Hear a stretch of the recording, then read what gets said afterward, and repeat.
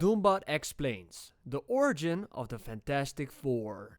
Welcome, my fellow Doombots. Today we are talking about the original comic book origins of the Fantastic Four. The creation of this comic book can actually be traced back to Martin Goodman, the founder of Timely Comics in 1939, which would eventually become Marvel Comics in the 1960s. Mr. Goodman noticed the success and strong sales of a comic called The Justice League of America, a comic book about a team of superheroes published by DC Comics. He directed his comic editor, Stan Lee, to create a comic book series about a team of superheroes. This would lead to the creation of Dr. Doom's biggest rivals, the Fantastic Four. He had found out that our competitor, DC Comics, which called itself National Comics in those days, they had done a book called The Justice League of America, a group of superheroes, and it was selling very well. And he said to me, Stan, why don't you do a book about a group of superheroes? So I figured this is my chance to do it my way. So I came up with something I called the Fantastic Four. Stan Lee and Jack Kirby would work together on more than 100 Fantastic Four comics. In this video, the focus will be on the first 3 issues of the comic that introduce the characters, their origins, and their place in Marvel history. So sit back, get yourself a nice drink and some snacks for the munchies, and enjoy this Doomtastic video, brought to you by yours truly. Dr. Doom loves DVDs, he's got a big fat closet filled with LPs. The first issue of the Fantastic Four would be published on November 1st of 1961, written by Stan Lee and drawn by Jack Kirby. The story starts with Reed Richards shooting a flare gun into the sky that spells out the Fantastic Four. When the other 3 members see the smoke signal, they immediately make their way to Mr. Fantastic in the most asocial ways possible. Sue Storm turns invisible and just starts pushing strangers on the ground for no reason. She also scares the shit out of a taxi driver. Ben Grimm is in a clothing store, and when the owner tells him to look outside to see the smoke signal, Ben's immediate reaction is to strip himself down to his underwear and destroy the store by jumping through the door instead of just opening it. He got inside of the store without breaking the door. There was no reason for this. When the rock monster jumps onto the street, he scares the shit out of everybody, and cops start shooting at him, so he rips a hole in the ground and jumps into the sewer, only to jump back out of it by destroying another street, jump scaring a car and smashing into it, presumably killing the driver. Like, there is no reason for causing such a scene, Ben. Calm down. Meanwhile, Johnny Storm is sitting in a friend's car and he sees the 4 in the sky from Reed's flare gun. He tells his friend not to worry about the sudden heat, turns himself into a human fireball and just melts this dude's car. Like, what the f, Johnny? You could have just gotten out of the car before transforming into a fireball and just melting this dude's car. That's not cool. Johnny Storm starts flying through the New York skyline, which alerts the National Guard, so a squadron of jets carrying nuclear warheads show up to shoot him out of the sky. The Human Torch even melts a plane in the middle of the air, almost killing a fighter pilot. Johnny is literally a terrorist in this issue. Just before a Hunter missile can hit Johnny, Mr. Fantastic just grabs it out of the sky and throws it into the water. Like a nuclear warhead will have no consequences. Mr. Fantastic, you are a dickhead. I just hope you lose someday. Mr. Fantastic.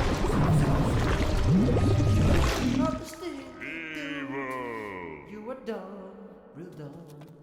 Right, drive! You suck, Oh, right. you do a bunch of dumb stuff.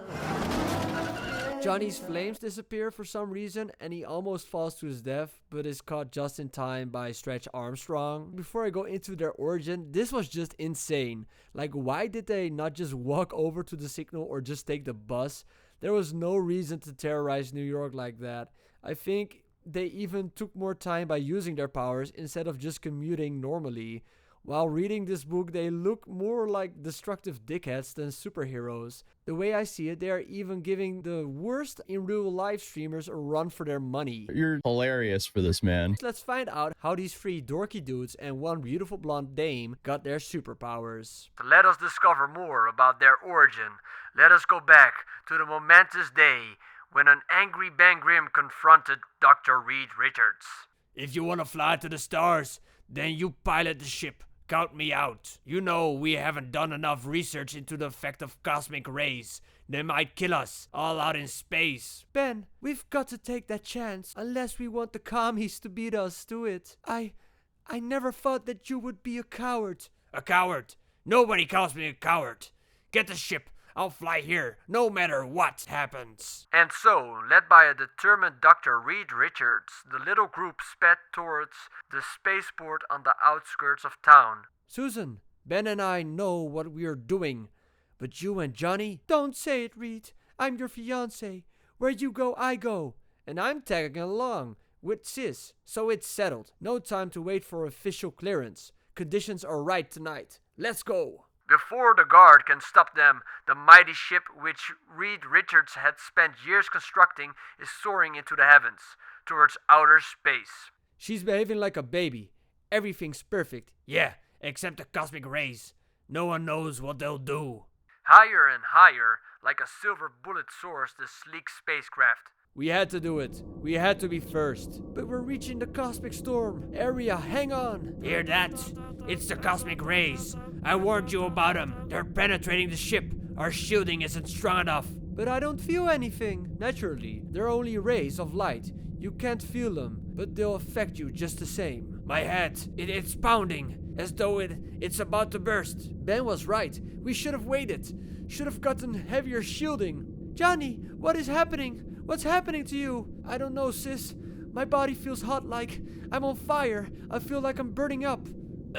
Listen to me. Somebody else take the controls. I can't handle the ship anymore. My arms are heavy. Too heavy. Can't move. Heavy, got to lie down. Can't move. Ben! At that moment, the powerful ship's automatic pilot took over and managed to return the sleek rocket safely to Earth in a rough but non-fatal landing. I'm grateful. We're all alive. It was mighty close. But Reed, we failed. After all your work, your dedication, we failed. Bah, what did you expect? But we're still not completely safe. Still, we have to see whether the cosmic rays affected us in any way. Oh, Reed, I feel so strange. Susan, look at Susan. What's wrong? You're fading away. Oh, no. It's impossible. Somehow, the cosmic rays have altered your atomic structure, making you grow invisible. Sis, I can't see you at all anymore. How long will it last? There's no way of knowing. What? If she never gets visible again? Look, I see her. I am myself again. It happened so suddenly, all by itself. Thank the heavens. You're all right, my darling. All right? How do you know? Wise guy. How do you know she won't turn invisible again? How do you know? What will happen to the rest of us? Ben, I'm sick and tired of your insults and complaining. I didn't purposely cause our flight to fail. And I'm sick of you, period. In fact, I'm gonna paste you right in that smug face of yours. Ben, stop, wait. Look what's happening to you. You're changing. Don't try to talk your way out of this, mister. I'm gonna mop this place with ya. Run, Reed, darling. He's turned into some sort of thing. He's strong as an ox. Reed, darling. Bah, how can you care for that weakling when I'm here? I'll prove to you that you love the wrong man, Susan. Ow. Hey. What? No, you don't. You've had this coming a long time, Ben. Oh, Reed, not you too. Not you too. What am I doing? What happened to me? To all of us? You've turned into monsters. Both of you. It's those rays, those terrible cosmic rays. Now I know why I've been feeling so warm. Look at me. They've been affecting me, too. When I get excited, I can feel my body begin to blaze. I'm lighter than air. I can fly. Look, I can fly. Minutes later, Johnny's storm flames subside, and he landed near the other three. Silently, they watched the small fire he had started in the underbrush burn itself out.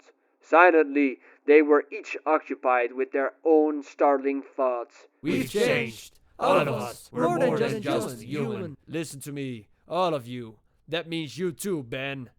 Together we have more power than any human ever possessed. You don't have to make a speech, big shot. We understand. We've got to use that power to help mankind, right? Right, Ben. I'm calling myself the Human Torch, and I'm with you all the way. Same goes for me, the Invisible Grill. There's only one still missing, Ben. I ain't Ben anymore. I'm what Susan called me, the Thing.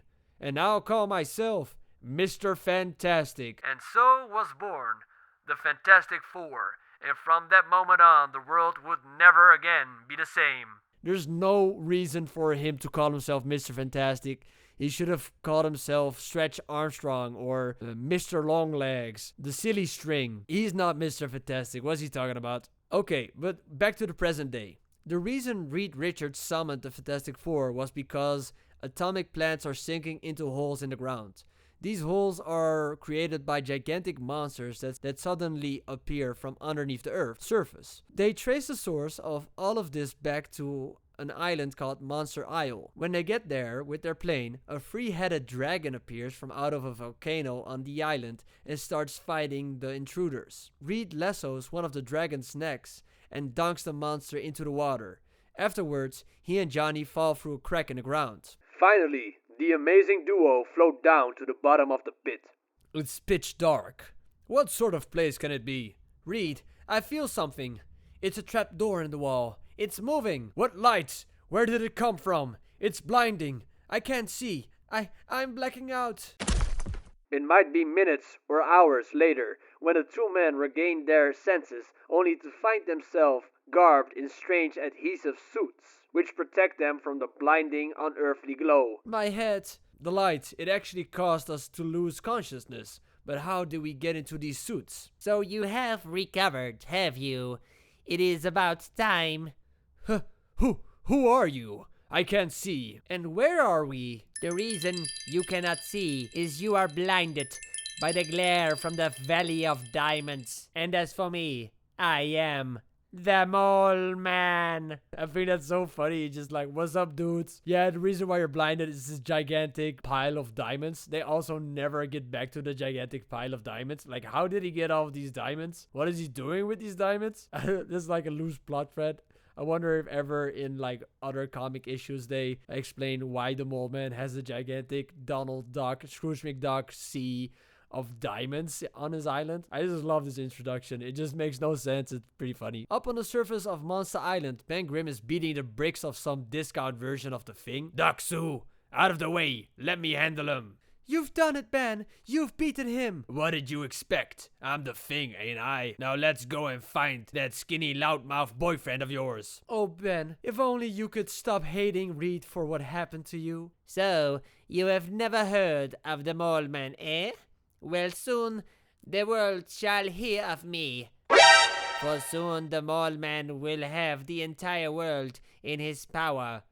How did you get here? What is this place? It all started long ago, because the people of the surface mocked me. What? Me go out with you? Don't make me laugh. I know you're qualified, but you can't work here. You'd scare away the other employees. Go away. Heh, is that your face, or are you wearing a mask? Finally, I could stand it no longer. I decided to strike out alone, to search for a new world, the legendary land at the center of the earth, a world where I could be king. My travels took me all over the globe. Even this loneliness is better than the cruelty of my fellow man. And then, when I had almost abandoned hope, when my little skiff had been washed ashore here on Monster Isle, I found it, that strange cavern. Where can it lead to? I soon saw where it led. It led to the land of my dreams. Down there, below, I found it. It's Earth's center. But in the dread silence of that huge cavern, the sudden shock of my loud outcry caused a violent avalanche, and when it was over, I had somehow miraculously survived the fall. But due to the impact of the crash, I lost most of my sight. Yes, I had found the center of Earth, but I was stranded here like a human mole. After telling these random dudes his backstory, he hands Reed Richards a stick and just starts fighting him. That was to be the last of my misfortunes. My luck began to turn in my favor. I mastered the creatures down here, made them do my bidding, and with their help, I carved out an underground empire. A note of madness creeps into the mole's voice as he speaks of his power. And then he makes his first fatal mistake. I conquered everything about me. I even learned to sense things in the dark. like a mole. Here, I'll show you. Try to strike me with that pole. Try it, I say. Ha! I sense that blow coming. Nothing can take me by surprise. I have developed other senses too, like those of the bat. I possess a natural radar sense, a warning system which enables me to evade whatever danger strikes at me. Compared to the mole man, you are slow and clumsy. Ha ha! See how easily I've defeated you? Or any others who try to defy me. Now, before I slay you all, behold my master plan. See this map of my underground empire. Each tunnel leads to a major city. As soon as I have wrecked every atomic plant, every source of earthly power, my mighty mole creatures will attack and destroy everything that lives above the surface. And now, at my signal, those creatures of darkness, my denizens of Earth's center, shall dispose of all you witless intruders.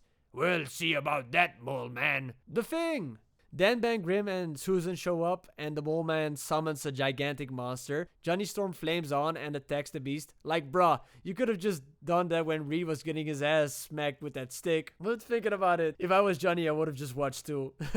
Just imagine one of your buddies getting his ass beat by this little dude with a stick. It would be hilarious, man. Johnny Storm defeats the monster by flying circles around its head. Reed, the mole man's escaping. Not if I can help it, Sue. And help it, I can. I think this is one of the funniest comic panels. Just Reed Richards holding the mole man under his arm like he's a little toddler. They're being chased by all of the mole man's underground gargoyles, but because the human storm is so hot, he melts the top of the cave, which leads to the tunnel to collapse on the mole man and his monsters. Because Reed just dropped him off somewhere, he was just tired of carrying him, I guess. They narrowly escape Monster Island in their jet, and when they leave it behind, it looks like the island explodes. Like it is literally a mushroom cloud behind them. It's the best that way. There was no place for him in our world. Perhaps he'll find peace down there. I hope so. I just hope we have seen the last of him, because he already got punked by society and now you guys are just making fun of him.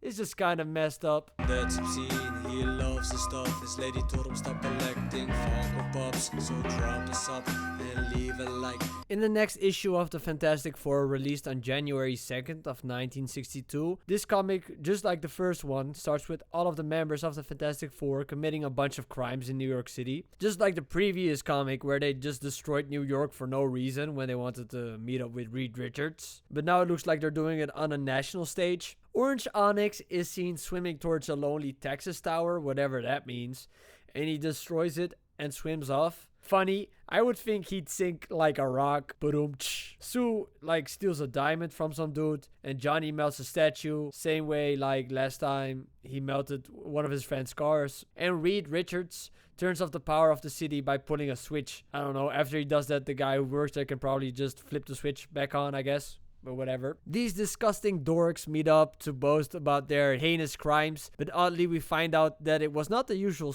suspects. As for me, I need no special devices, for it's an easy matter for me to alter my body in any way I desire, just as it is for all of you to do so. Which is why the unsuspecting Earthmen will never know that the Skrulls have impersonated their infamous Fantastic Four. Now all that remains is for the Earthlings themselves to hunt down and destroy the Fantastic Four. And once the Fantastic Four are slain, no power on Earth can stop the Skrull invasion. Even now our mothership hovers unseen above Earth's atmosphere, waiting for our signal to launch the attack. I would think that the Fantastic Four were already wanted fugitives after what they did in the last comic. They destroyed and rampaged through New York and are directly responsible for exploding Monster Island.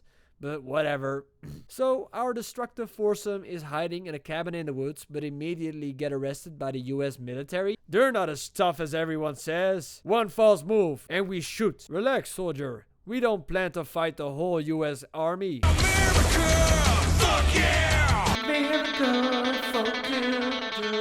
Okay. So they get arrested and put into a federal prison. But like 5 minutes later, they all break out of their cells, steal a helicopter and fly off. Like, what was even the point of letting yourself get arrested in the first place anyway if you wanna escape immediately? After they escape, Johnny Storm comes up with a plan to sabotage a rocket so that the Skrulls will think he is also a Skrull. For some reason, 2 Skrulls disguised as Sue and Reed are waiting around the corner in a car after he like sabotages a rocket space station. Within seconds, the Human Torch comes from behind a concealing hangar and snaps his flame off. It's now or never. Those imitators are anywhere around. There he is. Torch, quick, into the car. Knowing he is taking his life into his own hands, Johnny Storm enters the waiting car and sees.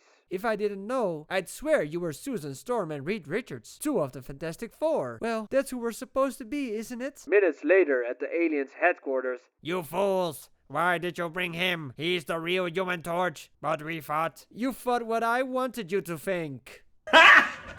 Got him! Got him! Now that you see we are not from your planet, you cannot leave here alive. Mister, no matter what planet you're from, I'm still gonna be too hot to handle. Stop him. He has a flare gun. Too late. There. Now, when the others see my signal, you'll wish you had stayed where you came from. Excuse me, do you know how to get to town? Yeah, it's back the way you came. So after Johnny Storm shoots the Fantastic Flare Gun, the others arrive to deliver some alien whoop ass. After they beat the shit out of these little space goblins, one of them refuses to tell them what they are and what they want from Earth. But then the thing starts threatening the aliens with smashing their head in with a closet, and they immediately tell everything. So they go up via the spaceship of the Skrulls they just defeated to the mothership. Once entered, they pretend to be Skrulls and they tell the leader of these green goobers that Earth is too dangerous to invade. Reed Richards' genius plan to prove it is just showing him pictures that he took of a television show. Those are some of Earth's most powerful warriors. I pray he doesn't suspect that they're actually clipped from strange tales and journey into mystery. And Earth has thousands of those hidden space mines which would destroy any invading army. Not to mention an army of giant monstrous insects ready to crush any alien invasion. Incredible! Unbelievable! We've got to leave this galaxy at once before those terrifying creatures discover us.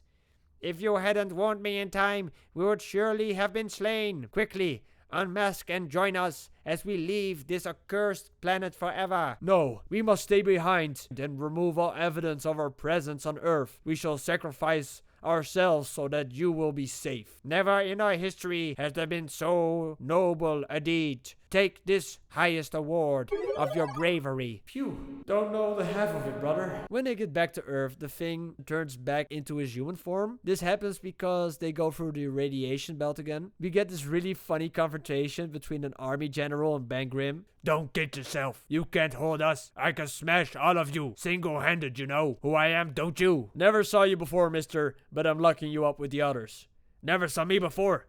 Who you kidding? There ain't nobody on Earth doesn't know the thing when they're seeing me. Ben, look at yourself. Like, this part is kind of funny because it's just some random dude in his underwear threatening the entirety of the US military. But the next page is just really sad. What? Let's have your mirror. Ow. Hey, I'm not a monster anymore. I'm a man. Oh, Ben, I'm so happy for you. My face. My hands. There. Human. Human. Wait. What's happening? Oh, no. Not again. Don't let it happen again. Don't. I should have known. It couldn't be. It was just a joke. Yeah.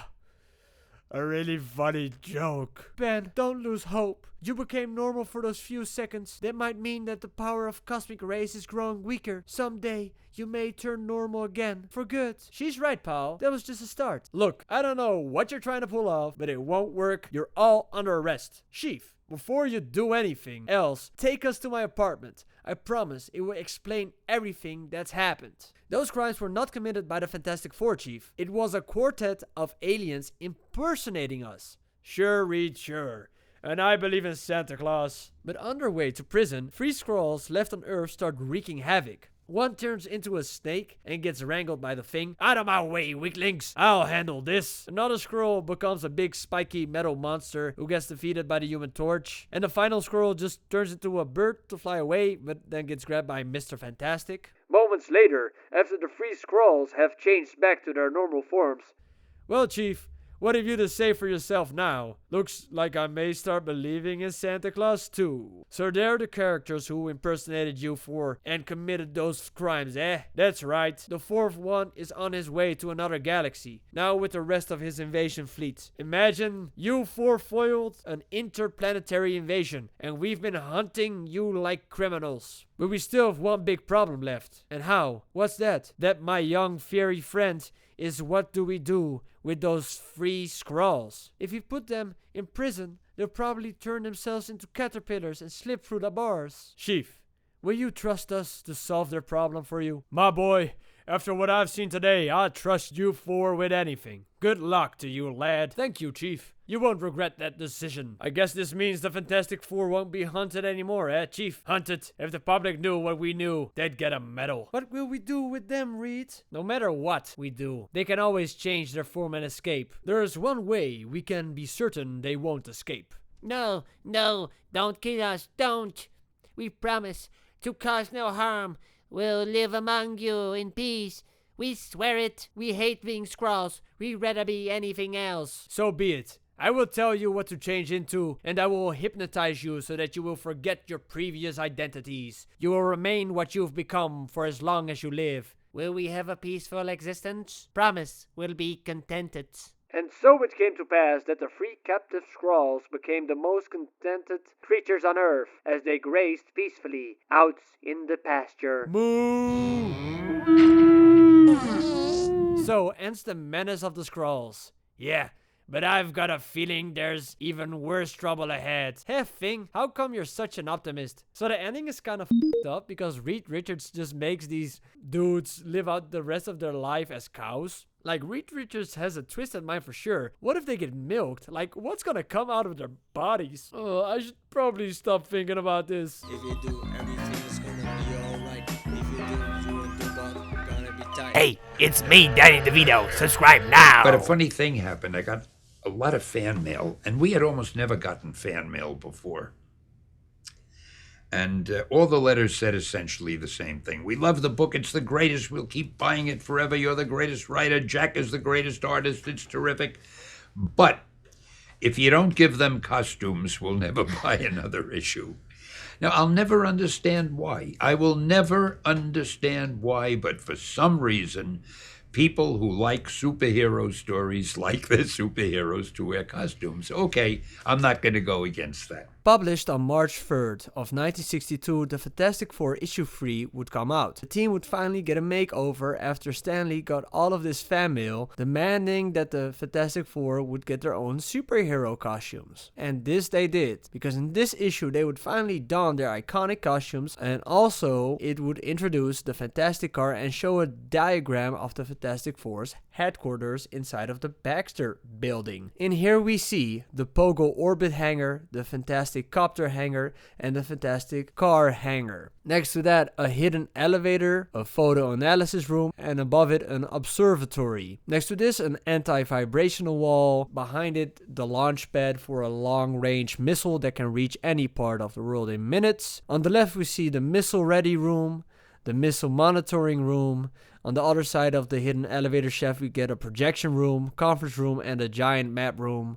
Below all of this we get the living quarters and the laboratories of the Fantastic Four. Whoa, damn, I know Reed was wealthy, but owning an entire building in New York, that's just Scrooge McDuck money right there. The villain of this issue is a magician called the Miracle Man. Discount Doctor Strange while he is doing a magic show, and the Fantastic Four are in the audience. From my vantage point, here I see that we have 4 celebrities in our audience. Let me introduce them to you. The first is Reed Richards, better known as Mr. Fantastic. Next to him, fully visible, it seems, is the so-called Invisible Girl. On her left, we find the Thing. Don't be bashful, Thing. Let us look at you. Get that spotlight off me. And the youngest member of the group, known to the world as the Human Torch. There you have it, folks. The Fantastic Four. They are supposed to be the most powerful, most amazing quartet in history. But I say to you, bah! Next to my power, they are nothing. Can they become all powerful giants at will? Look! It's impossible. Can they change the composition of their bodies? Do anything they wish? Can they turn themselves into water, metal, or even gas? We must be dreaming. It's mad, insane. Will the powers of the elements do their bidding? Can they control the storm, the thunder, the lightning? The Fantastic Four. I sneer at their puny powers. I mock their childish feet. Let go. That's the last straw. Let me at him. I want the grin of his oily face. Let me at him. I was hoping one of you would accept my friendly challenge. Step right up. Thing, let us have a little test of strength. Your overrated brute force against my miraculous powers. This will be a defeat you shall never forget. Pick any one of these 2 tree trunks. They are both the same size and weight. I'll take this one, loudmouth. Now what? Now, try to shatter it. You think I can't, huh? Just wait. There, I did it. All right, Guy, it's your turn. So it is. But you'll forgive me. I do not exhaust myself as you did. For me, the power of 1 finger is quite enough. Oh my God! This guy's amazing! He's a magical genius! Oh, he's very better Doctor Strange! It's a trick! Gotta be a trick! Nobody is that powerful! You lumbering fool! What do you know of my miraculous power? You, with all your animal strength, could not hurt me with your hardest blow. Oh no! Try this on for size! Certainly, if it will serve to convince you. It ain't possible! I could smash through a stone wall with a punch! Let me at him again! Reed, stop him! He's going berserk! Hold the thing! That's enough! And so I conclude my performance. Minutes later, in their air-powered Fantastic Car, 4 mystified figures approach their secret headquarters. You've been so silent, Reed. What are you thinking? I'm thinking that it's fortunate for us, for the world, that the Miracle Man is not a criminal. For if he were, he might be the only foe we could not defeat. But little did Mr. Fantastic realize how prophetic his words are. For at that very moment backstage, the time has come for me to throw off my mask of respectability. Now that I've demonstrated my powers to the world, it's time for the Miracle Man to strike. On page 7 of this comic, we get our first look at the Fantastic Four's now iconic costumes. Sue Storm is actually the one who made them for the team. She even made a costume for Ben. Everybody likes them except for the Thing, which is ironic because Ben Grimm really hates the way he looks. She even made him a helmet to hide his ugly face, but he refuses to wear the outfit. Bah, costume tights. That's kid stuff. Who needs them? We do. If we're in this business of crime fighting, for real, if we're a team, we should look like a team. I ain't gotta wear this full outfit. On the TV, Johnny Storm sees the Miracle Man, and then out of nowhere a big monster appears that starts destroying New York. And so it begins. The Fantastic Four sets out to do battle with a man who can work miracles. We'll search a different section of the city. Good luck. At that moment, barely half a mile away, a living monster crashes through the brick wall of the nation's most carefully guarded jewelry shop. Stop him! He sees the million worth of gems. Stop him how? But luckily, the keen eyes of Mr. Fantastic spy the lumbering monster and... He's coming. This way. I've got to trap him. I'll make a human net out of my body, stretching it to its absolute limits. I've got him. Oh! But another figure also is on the scene. The mystic Miracle Man. Mr. Fantastic, you! It will take more than a rubber-limbed freak to alter my plans. I think it's super funny that this fight just ends with a magician throwing a brick against Reed's head. So satisfying to see Mr. Stinktastic get his ass beat by a little mole man in the first issue, and now he just gets his head smashed in with a brick. Great stuff. I also love how the police commissioner is just screaming at Reed Richards after he just got clocked in the head with a brick. I'm disappointed in you, Reed. You almost had him, and then he slipped through your fingers. I'm sorry, Commissioner. Sorry? Is that the best answer I can get from Mr. Fantastic?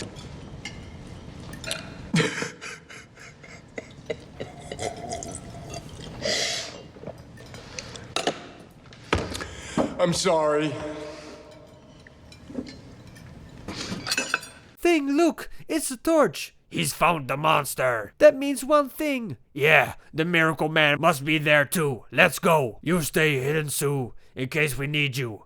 As for me, I'm getting out of this monkey suit so I can move. Johnny burns down a monster, which turns out to just be a wooden statue. Afterwards, the Human Torch almost gets shot down by the US military, but they are stopped by somebody I think is Thunderbolt Ross, but I'm not sure about that. But there's one who does not hold his fire. This will stop that blazing nuisance. Oh, chemical foam!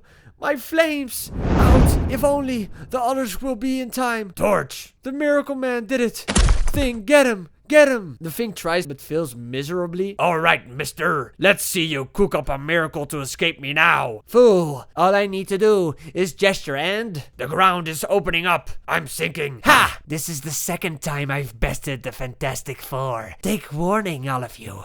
The next time shall be the last. Oh, what a fall. Good thing I still had some flame on when it hit. Where did he go? I've got to go after him. I'll get even if it takes forever. But the fourth member of the Fantastic Four takes over at that instant as she speaks into her portable shortwave mic.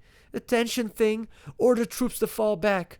I will tackle Miracle Man alone. It's our only chance. Over and out. One invisible girl can sometimes accomplish more than a battalion. The Miracle Man is driving off with the atomic tank, but this time he's got an unseen passenger. Once back at the Fantastic Four's base, Johnny Storm and Ben Grimm argue about Sue. First, the argument is about Sue's safety, but then the argument takes a really weird turn. But you once changed to your normal self for a few minutes. It might happen again for a longer time. Bah! I don't want to be normal for a few minutes. I want to be Ben Grimm again. I want Sue to look at me the way she looks at you. My sister? Don't kid yourself, Thing. She wouldn't go for you even if you look like Tom Holland. Copyright restriction. Please do not copyright this video. This song. Do not copy this. Rihanna cannot sue me. Why, you grummy brat? I'll teach you to laugh at me. Hey, you big ape! I was only kidding. Look out. Don't. Alright. It's a fight you want. Flame off. Blast ya. Fight like a man. Sure. You use your inhuman strength, that's okay. But if I use my flame, you don't like it. I'm leaving. I'm sick of looking at your ugly face. You give me a swift pain. You just got roasted! Yeah! Go on. Get out while you still can. Why can't you control yourself, Thing? Why must we always fight among ourselves? What's wrong with us? All I gotta do is look in a mirror to answer that one, brother. Like, huh? I did not know that Ben Grimm had the hots for Sue. But being honest, I cannot blame the guy. Insert compilation of Sue Storm looking hot. So Sue Storm gets discovered by Dr. Miracle because he has a guard dog. And then he mind controls her to signal the Fantastic Four, something she was gonna do anyway. The Fantastic Four show up and then this Dr. Doofus is holding up a really big key, which he turns into a machine gun with the power of miracles, I guess. He starts shooting at our Smurf cosplaying duo. And my favorite part is when Reed Richards turns himself into a ball and starts bouncing around to avoid the bullets of the machine gun. Man, I would love to play basketball with Reed Richards' stupid head. If I could dunk, I would dunk him so hard. Urgh. Mr. Miracle tries to escape but gets stopped by Johnny Storm, who makes a big flash, blinding this poor magician. But the Human Torch causes no harm to the atomic tank. Instead, he increases his flame until it becomes a blazing flash in front of the tank.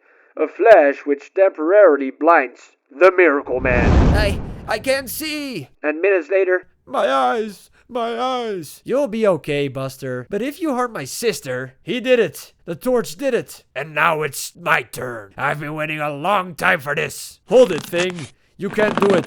You'll kill him. His power is gone. He'll never hurt anyone again. The law can handle him now. Huh? But how do you know? I'll explain later. I want you to bring Sue out of her trance. Do as I say, or I'll turn you over to the Thing. I'll do it.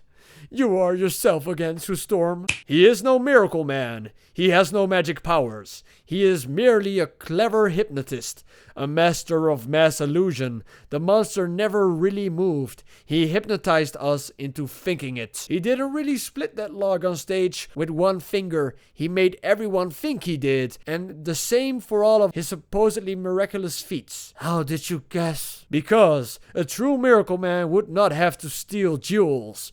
He could have conjured up all of the wealth in the world. A miracle man would not have needed to flee from the US.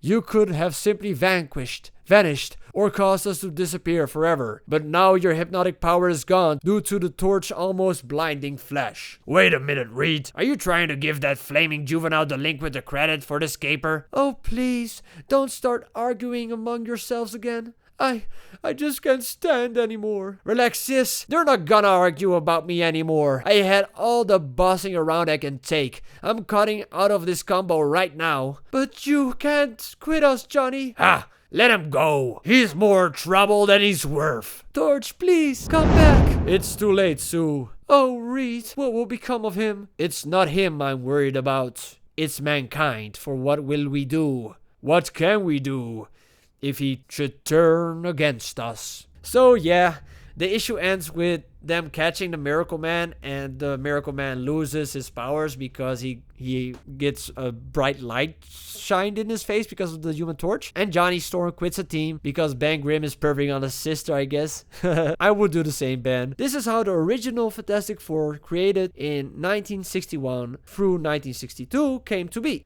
In these 3 issues, all but one villain would have a major impact on Marvel Comics as a whole. The Miracle Man would not make any more appearances in Stan Lee's and Jack Kirby's 9-year run spanning from 1961 to 1972. He would make an appearance in the Fantastic Four number 138 and 139 though. But this was after Stan Lee and Jack Kirby stopped working on the Fantastic Four comic. In this issue, the Miracle Man gets real superpowers from magical Native Americans. He beats the Thing up for a little bit and then gets caduced by the ghost of the Native Americans he presumably killed to get his powers, never to be seen again. Like he would never appear in a Marvel comic after that, as far as I can tell. The Skrulls, without a doubt, have made the biggest impact if we look at the original 3 antagonists to the Fantastic Four. The Skrulls are a big part of the comics. You just have to look at Secret Invasion to see how big of an impact the Skrulls have made, not to mention the countless of comics and storylines. In issue 18 of the Fantastic Four, the Super Skrull would make his debut. The Super Skrull is one of my favorite looking Marvel villains. I just love the design of a Skrull with all of the powers of the Fantastic Four. It just looks freaking dope. I hope we get a real MCU version of it one day, not counting that shitty Disney Plus version. Super Skrull also returns in issue 32, where he is revealed to be a mystery character. This comic is actually really messed up. It ends with the Skrulls sending Sue and Johnny Storm their father after he got kidnapped by the other Skrulls. And when they get too close to their father, literally his heart explodes because he was booby-trapped. Damn, these Skrulls are super evil, man. What the heck? In issue 37, they go to the Skrull planet where they are fighting against an evil uprising Skrull prince, and they try to shoot at him and then they save the Skrull princess or something. The Fantastic Four 89 through 93 would actually have an arc that would feature Skrulls, where the Thing gets kidnapped by a Skrull who calls himself the Slaver, and Ben Grimm is forced to do pit fights. It's a little like Planet Hulk, but then with a bunch of guys wearing mafia suits. Funnily enough, my favorite part of this comic storyline is the Mole Man, who starts brawling with the Fantastic Four, but for some reason is like super OP. He one-shots the Thing with his staff and almost kills Reed Richards, but then Sue goes full Goblin mode and just starts beating the Mole Man's ass by pushing his glasses off his face. She's just throwing this little dude around, pulling his hair and pressing his head into the ground like she's the school bully taking his lunch money. Like, I never thought that I would say this, but I'm kinda jealous of the Mole Man right now. Like, I wish that Sue Storm would grab me like that. After the Mole Man is captured, he makes his grand escape in the next issue, where after the Thing releases him from his binding ropes, he just goes full mental and starts running off. Like, imagine this dude freaking out. I would not want to stop him either. Just let that mole go. The Mole Man would also get some appearances outside of the Fantastic Four, notably when he appeared in the Avengers issue number 12, where he would join forces with the Red Ghost. This weird looking dude, who is a devoted Russian communistic scientist who specializes in creating super apes. I think he's going to be played by John Malkovich in the MCU Fantastic Four movie First Steps, but I digress. My favorite Mole Man moment from this appearance is when he defeats Giant Man. I just think that's funny. Giant Man defeated by Mole Man. Great stuff. The Mole Man has made many appearances over Marvel Comics and is just a real fun and interesting villain. I hope we also get an MCU appearance for the Mole Man in the near future. As I mentioned before, Stan Lee and Jack Kirby would work together on the Fantastic Four for about 9 years. They created amazing stories and characters, and this is only a video about their first 3 Fantastic Four comics. I hope that everybody that watches this video can realize how special it is what Stan Lee and Jack Kirby created. We are more than 60 years into the future of the debut of the Fantastic Four, and the impact of that comic is still felt today, even more so than ever before with the up-and-coming Fantastic Four movie. As a Doombot, I might despise these 3 dorks and have a crush on that one gorgeous woman, but I must say, I cannot do anything but have respect for the comic that would eventually introduce the greatest villain of all time, Dr. Doom. Hey my fellow Doombots, if you made it to the end, you are a true believer. I hope you enjoyed this video about the 1960s origin of the Fantastic Four. In my next video, I will be unboxing a mystery box filled with Fantastic Four figures. So, Doombot out and have yourself a happy Doomsday.